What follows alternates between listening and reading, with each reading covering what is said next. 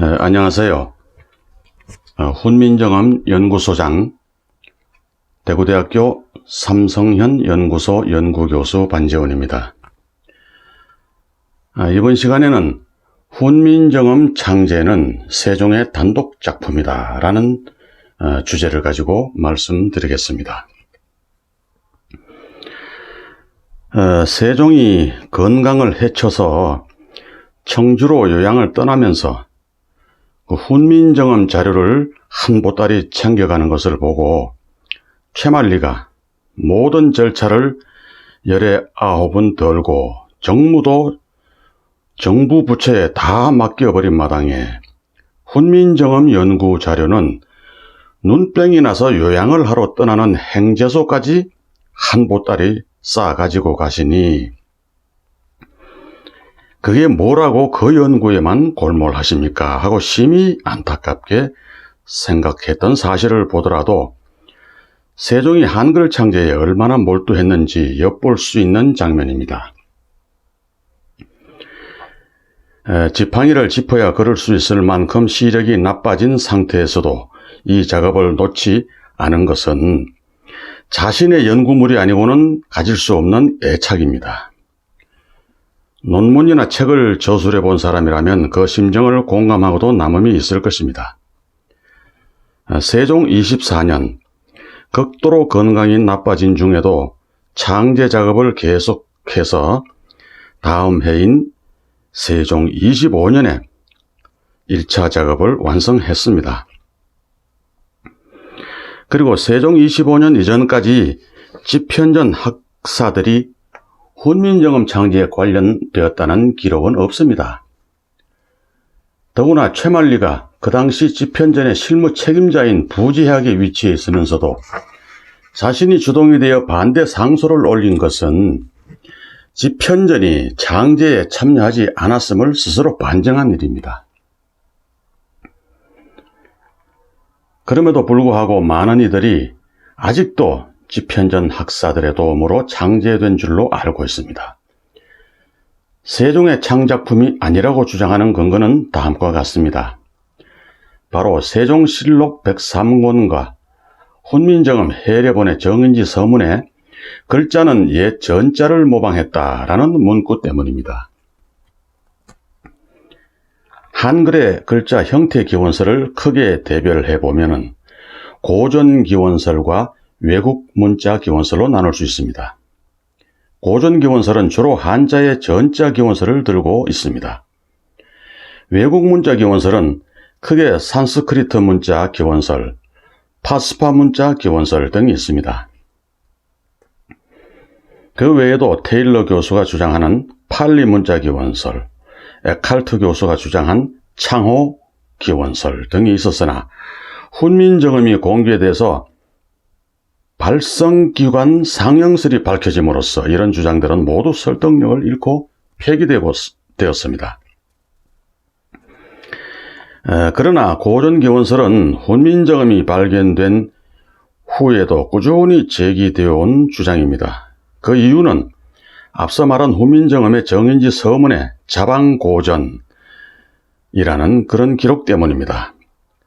세종실록에 이달에 상께서 친히 언문 28자를 제작하였는데 글자는 옛 전자를 모방하였다라는 기록이 있습니다.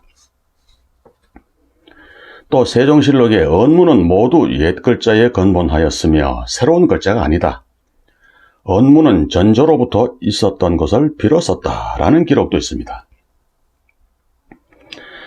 집현전 부지학 최만리의 상소문에도 글자의 형태가 비록 옛 전문을 모방하고 글자가 합해져서 소리를 내지만 모두 옛 것과 반대해서 실로 근거한 바가 없습니다 라고 기록되어 있습니다.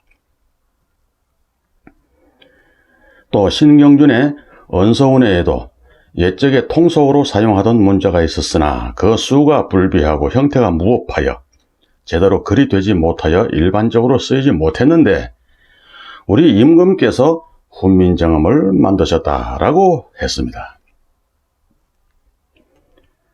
단기고사에도 황해도 백악 만촌에 국문정음 비문이 있다라고 했습니다.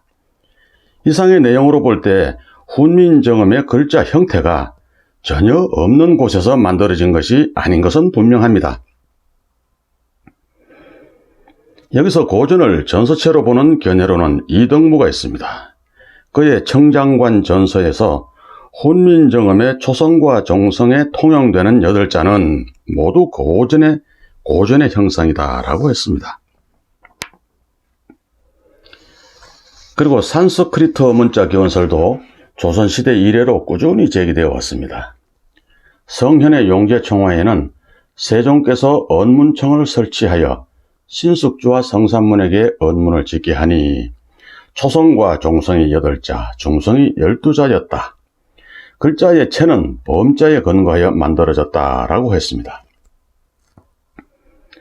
이수광도 그의 지복유설에서 우리나라의 언서는 글자 모양이 모두 범자를 본떴다라고 했습니다. 황윤석과 이능화도 범자와 훈민정음은 글자 꼴과 소리가 비슷하다라고 해서 범자의 기원설을 주장하고 있습니다. 또 고종의 고문이었던 헐버트 박사는 한글과 타미르 간에 서로 유사한 발음을 대응시켜서 범어와의 유사성을 주장했습니다. 또 유희와 이익 등 조선시대의 몇몇 실학자들은 파스파 문자 기원설을 제기했습니다.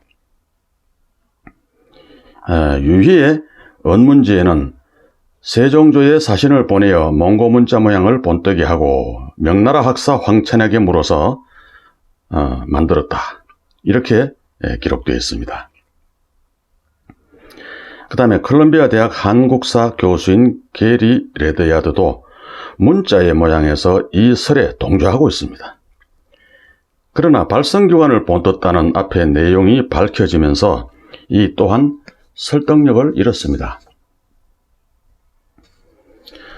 저는 여기에 나오는 자방고전의 고전과 전문 그리고 최만리가 말한 전자를 모두 단군 때의 가림토문에서 찾고자 합니다. 가림토 문자 기원설은 단군 조선 때 문자가 있었다는 단군 세기의 가림토 기록과 홍사한언과 심당전서의 단서대강과 단기고사의 산수가림다라는 기록에 근거합니다.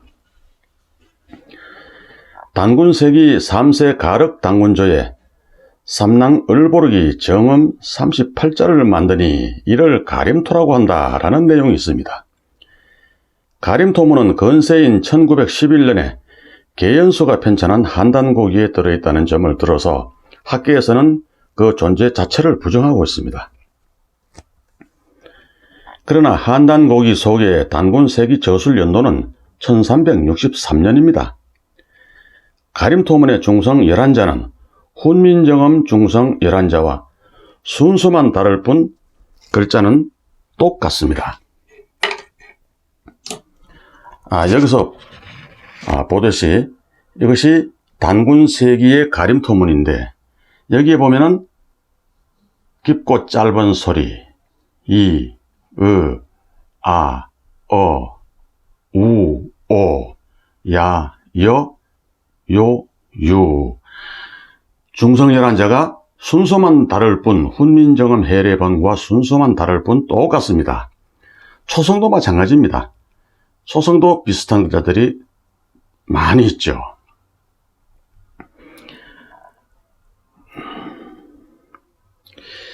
그래서 가림토라는 뜻은 여기서 가려내어 다듬었다 하는 의미로 봅니다. 태백일사 소도경전 본운에 의하면 단군 때에 신전이 있어서 이러한 글자들은 흑수, 백산, 청구 등 구려지역에서 널리 쓰였다 라는 내용으로 볼 때 이 신전을 가림토로 보는 것입니다. 신전은 나중에 한자와 혼용되면서 제 역할을 하지 못하고 토시로 사용된 것 같습니다. 제가 고전이 바로 가림토를 가리키는 것이라고 하는 주장하는 그 또 하나의 이유는 정의공주 유사에 나오는 토착이라는 문구 때문입니다. 세종의 둘째 딸인 정의공주가 출가한 죽산한시 족보 속의 정의공주 유사에 세종이 방언이 문자와 서로 통하지 못함을 안타깝게 여겨 변음과 토착을 여러 대군에게 풀어보게 했으나 아무도 풀지 못했습니다. 그래서 출고한 정의공주에게 보냈는데 곧 풀어바쳤다. 이에 세종이 매우 기뻐하면서 큰 상을 내렸다라는 내용이 있습니다. 그렇다면 여기에 나오는 변음과 토착은 무엇을 뜻하는 것일까요? 변음은 사투리를 말하는 것으로 보입니다. 그렇다면 토착은 무엇일까요? 그 당시 대군들이 아무도 토착을 풀지 못했는데 오죽 공주만 홀로 풀어바쳤다는 내용으로 봐서 가림토가 그때까지 여인네들 사이에 전해져 내려왔던 것으로 볼 수 있습니다.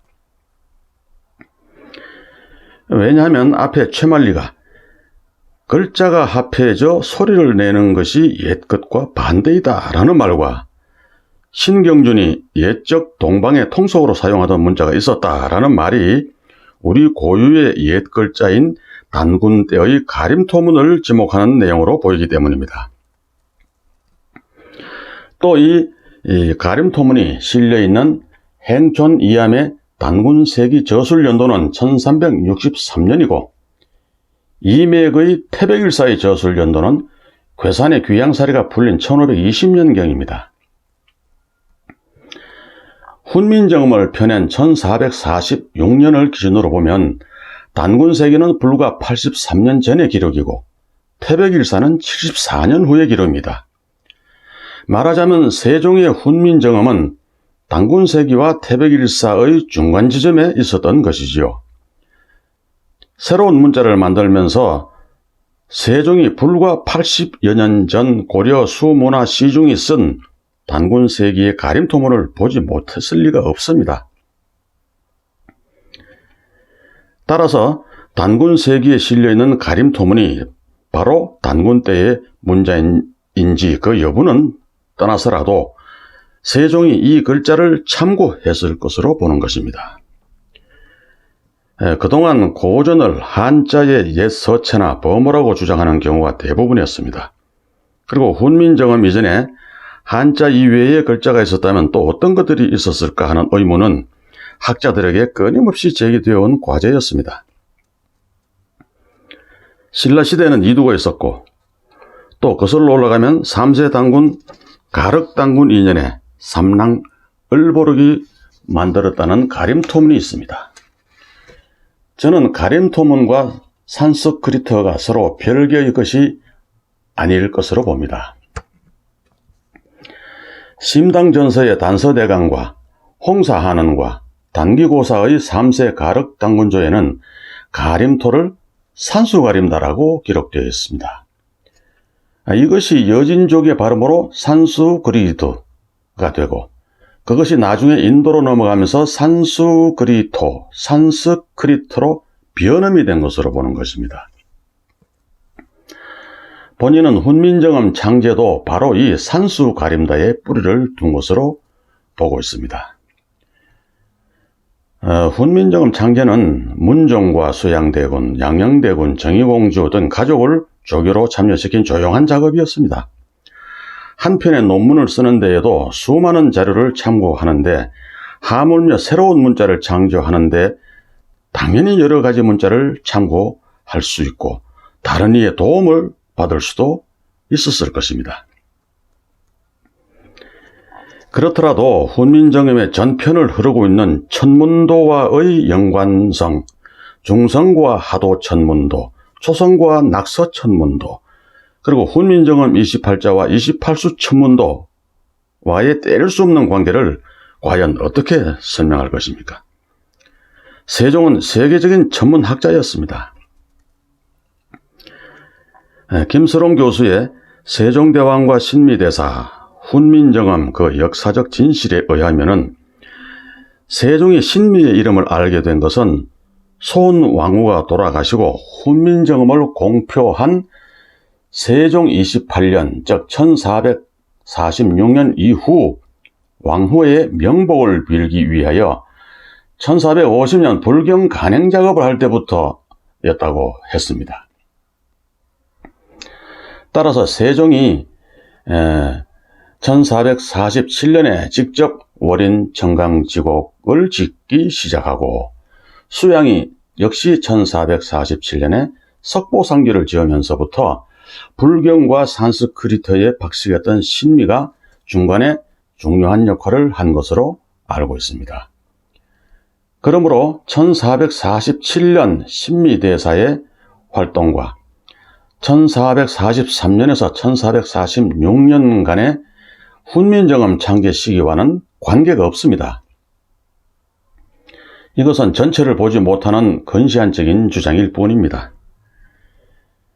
그리고 훈민정음 어제 서문에 내가 이를 가엾게 여겨 새로 28자를 만들었다라는 기록과 또 정인지 서문에 전하께서 정음 28자를 창기하셨다라는 문장과 또 우리 전하께서는 하늘에 내리신 성인으로 제도와 베푸심이 백대의 왕에 뛰어나시어 정음 지으신 것이 조술한 것이 아니라 우주 자연의 이치에 따라 만드시니 그 지극한 이치가 무소부재하여 이는 필시 사람의 힘으로 만든 사사로운 일이 아니다 라는 기록이나